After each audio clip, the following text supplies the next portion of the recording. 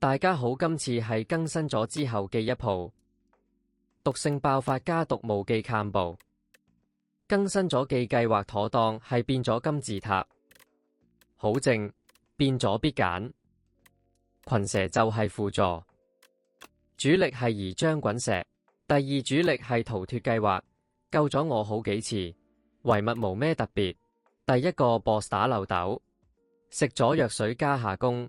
好煩係咁俾牌，仲要越嚟越痛，因為滾石要啲時間起動，而 slide 又要抽勁多牌。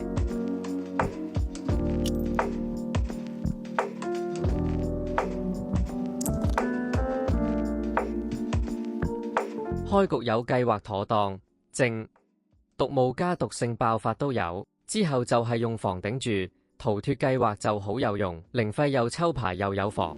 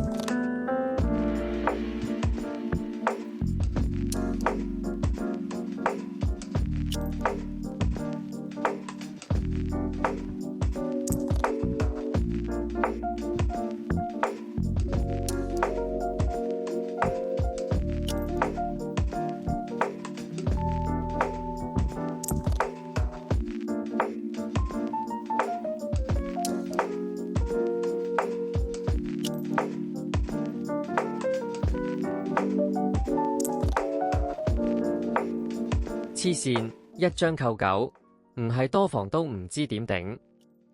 好彩有滾石，再多讓都捱唔到。第二到實驗睇，相比之下我覺得易打好多。等卡到，我咁多技能卡，最好快啲過咗第一形態先。又係逃脫計劃嘅威力，我應該出埋張防禦先用暗影步。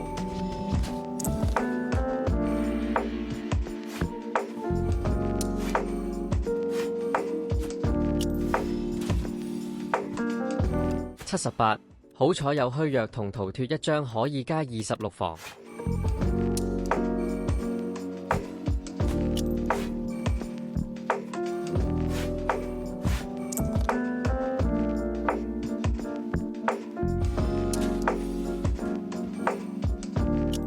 終於主力記牌都出晒，之後可以輕鬆好多。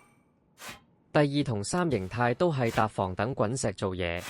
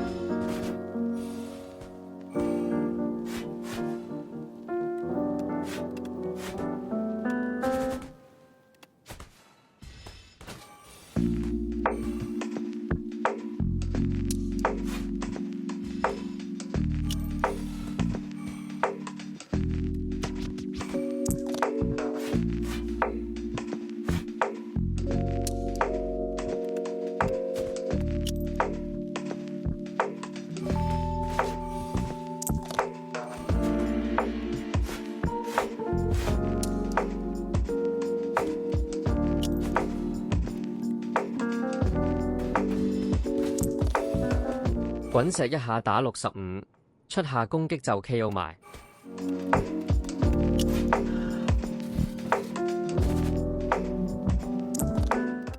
遺物冇太特別，我都冇咩拎攻擊卡，主要靠滾石同毒砍步。第二就係逃脫計劃。多謝觀賞。